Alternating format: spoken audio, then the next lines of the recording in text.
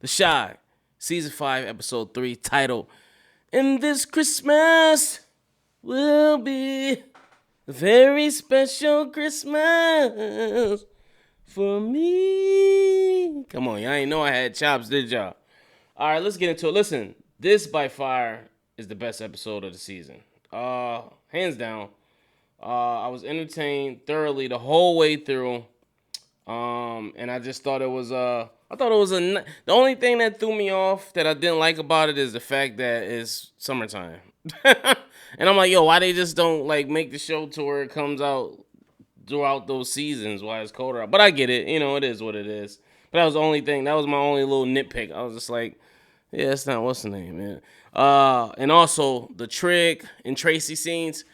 I don't really care too much for those characters. I'm gonna just be honest. I've never been invested into the whole Trig scene. I didn't think Luke Bryan was a good replacement for Reg. He don't even look like he could. Well, he kind of looked like he could be related to Reg. I ain't gonna say that, but Reg just brought a whole different vibe. He was really in the streets. They just eliminate. You notice they just eliminated the complete street factor out of the Shy. And I thought that was like the purpose of the Shy, to kind of showcase the street part, working class, the in-between, kids, and just, all facets of what life in the hood is. That's, to me, what the Shy was originally when it first started. And then it just metamorphed into, I guess a soap opera of some sort. Not a good one, though. But anyway, at the beginning, we see my boy Darnell. And listen, Darnell probably is my favorite character, man. He my spirit animal. He's sitting in the pic with the ring light. First of all, why does he have a ring light? I don't even know how he even knows what a ring light is. But he got the mistletoe, and he's sending a picture to somebody, and we can all guess who it is. And, of course, it's it's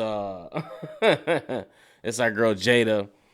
Who was rocking that hairdo, by the way. I will say I really like Jada's hairdo this season. I think it's fly. You know what I'm saying? But she's taking deep pics while my boy's standing right there. My boy Suede. I'm like, these girls ain't loyal. He's like, yo, what's so funny? And she's just like, oh, it was something about fellas. Your girl do that. Just know somebody in the center a deep pic. Listen, I feel bad for Suede because, he a good dude. He got good intentions. But like I said in my last review, this is just a prime example of experience outweighing inexperience. That's just what it is at the end of the day. So everybody's in the holiday spirit. They're getting ready. They're putting a Christmas tree on the wall. I forgot to mention last review D. Ray Davis's character, who's hilarious. Who's kind of like a mix between what's that dude's name? Tariq, Rashid, and what's dude's name? Kevin Samuels was making fun. The principal, the pineapple. My sisters. Y'all know what I'm talking about. I'm drawing a blank right now, but he's like a mix between them. But he's telling Emmett to stay celibate. And so far, Emmett has been going with that. And what celibacy in the manosphere is called no fapping, and that's no touching yourself at any kind, no indulging in watching even anything related to it, in order to preserve your seed and preserve your energy, in order to make the sexual experience the best it could be for whoever your partner ends up being. And they say don't waste your seed, and you'll retain a lot of energy, blah blah blah. I made a whole video about that, and I said it's a waste of time and energy, because the benefits of self-love outweigh the benefits of not having self-love. I post a video below. I'll post a video right here below if you want to watch it. And you can. But anyway, back to the story. We see Emmett and Tiff. They're talking about the holidays, and he invites Tiff over, and she said, "Oh, I gotta bring my boyfriend Rob." And Emmett, objectively, he was just like, "You know what? All right, cool, but He had his objections, or he said something slick. But Tiff is just like, oh no, he got to come, blah blah blah. So Emmett's like, cool. We do learn that they are officially divorced. It's no separation. So I'm like, wow, that was quick. They are officially divorced. So I don't see them getting back together no time soon.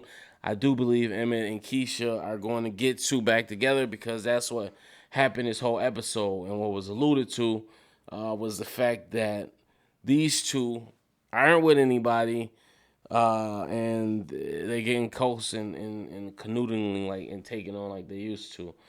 We see in classroom, my boy Kevin is trying to push in on his new girl that he danced with last season, who was just a complete opposite of him. She's super weird. Triggs walking with Tracy, and they're meeting up with Duda to decide his fate about if he wants to run for councilman. And they go in there, and Trig decides to do it. I forget last season. I didn't mention in the last review that he did have a make-believe wife, and a lot of people were tripping. But this is more common than you think. This is actually this happens with a lot of politicians because it's just a way for them to look wholesome, look like they're family-oriented, them having a significant other. So, as we know in real life, his girlfriend didn't want to take the vaccine, so they gave her the boot. They said, you got to go. Bye-bye. So, it is what it is. This whole episode was just holiday inspired. Everything was leading up to Christmas and then the actual Christmas day. And it was just a happy episode. Nobody was left out in the cold. Nobody was getting mistreated. I really enjoyed this episode. You know what I'm saying? We see when they met up with Duda, he had that fucking red suit on with the bow tie, looking like a cold lame. Listen, I love Duda's character, but he was looking lame with that fucking red on.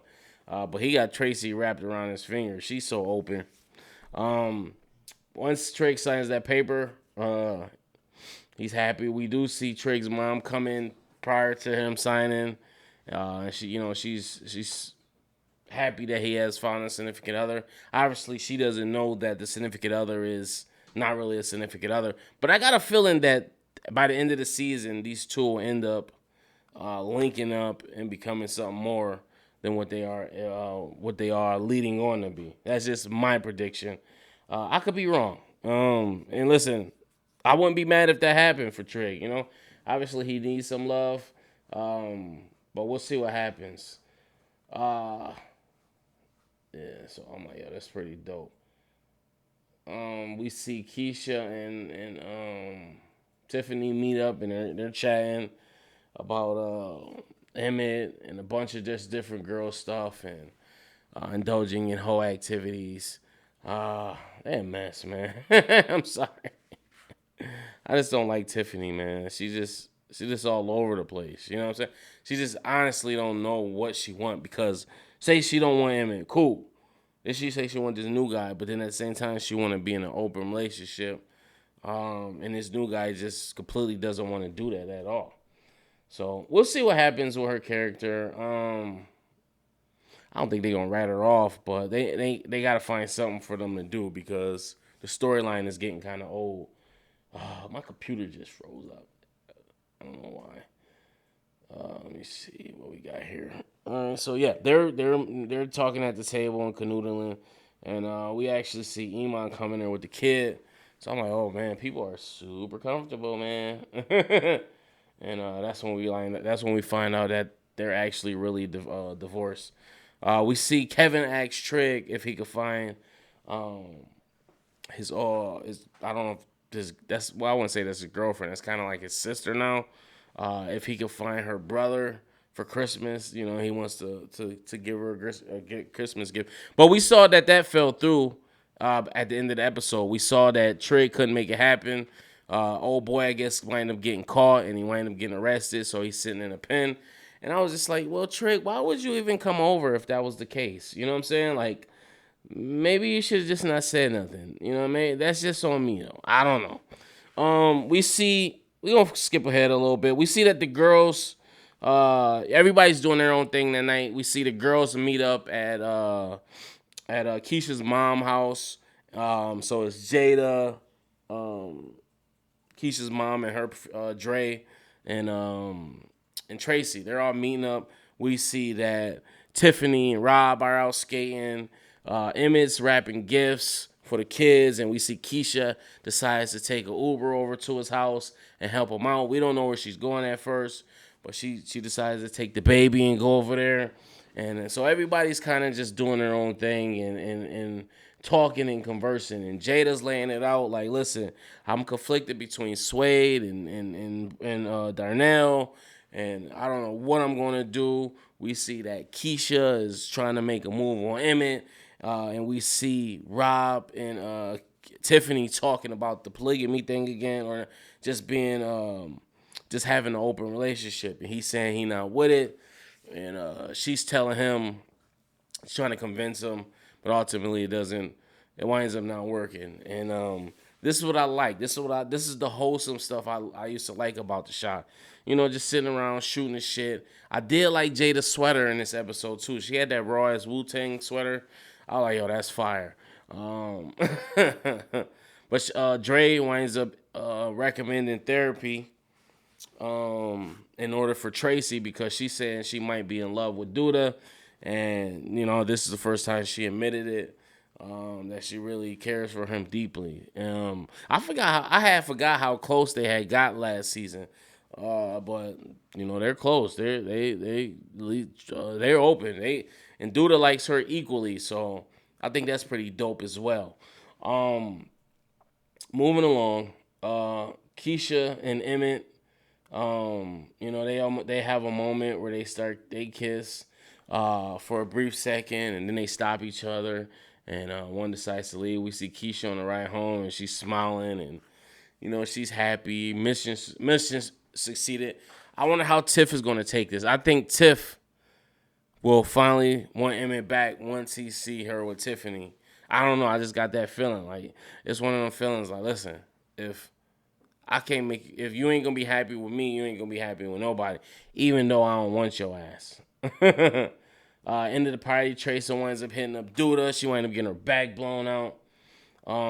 We see Suede finds Jada's phone because Jada told the girls about the D pic she sent, so she resent it to all her friends. Suede wound up having to be at the house with the iPad, sees the pic, and decides to go over to Darnell's house and snuff him. And he goes in the house and he's looking, and Darnell's just like, what are you doing? Like, you know what I'm saying? But Darnell took it like a G, but he's like, listen, next time you lucky, you caught me off guard. Next time you do that, I'm gonna get your ass or some shit. And I was just like, dude, why did you do that? But Darnell is a real G for the simple fact he didn't even mention it to Jada. So I was like, yo, that's what's up. He a real G.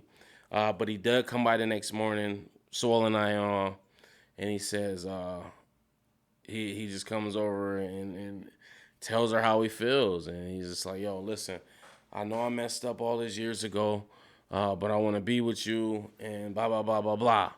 He don't care if Sway there or not. He like, this is what it is. This is what I want. Let's make it happen. And I can't wait to see them together, because I can't. I swear I love them together, man. What the hell happened to Lala? They got rid of her quick, fast, and in a hurry. I don't even know I don't even think I saw her in any trailer, so I'm pretty sure she's not here this season. We see Tiffany wakes up. She gets all these gifts from Iman, and there are a bunch of designer clothes and whatnot, and she's complaining. Oh, I told you I don't like this. I like thoughtful stuff and blah, blah, blah. I would have said, you know what? Get your thoughtful ass out my bed, put your clothes on, and take your ass back to your mama house. I done spent all this money on you talking about you don't like it because your cheap ass done bought me a teddy bear or some shit. Get your ungrateful ass out my house, man. What's wrong with these modern day women? Unappreciative, man. Unfucking appreciative. We see Sway asks Jada what she want, and she tells him, listen, we got to chill out. And he like, yo, is it somebody else? And she says no, because obviously that's what she's supposed to say, and that's all women's game. They never be honest about that. But ultimately, she had her eyes on that old thing. She want that old thing back. We see Deja comes by for Sherrod. They're all having dinner, and she wanted to bring him something, and he gives her a cassette tape, and I was just like, what the fuck did he get a cassette tape, first of all, the tape? And then we see that he had a boombox as well. So I'm like, where the hell does boombox come from? So I thought it was a little dope. But Sherrod is he's just him. He's just stuck in his ways. But it's good to see him finding love. You know what I'm saying? So I thought that was pretty dope. We see Tracy after getting her back blown out. Her and Duda embraced by the window, and they had a little moment, and everybody had their moment. He wound up taking her skating, and I love how the yellow looked on her. I thought that was pretty dope. That's one thing I will say about the wardrobe in the Shire. They be on point. They be on point for the most part for some characters, particular characters.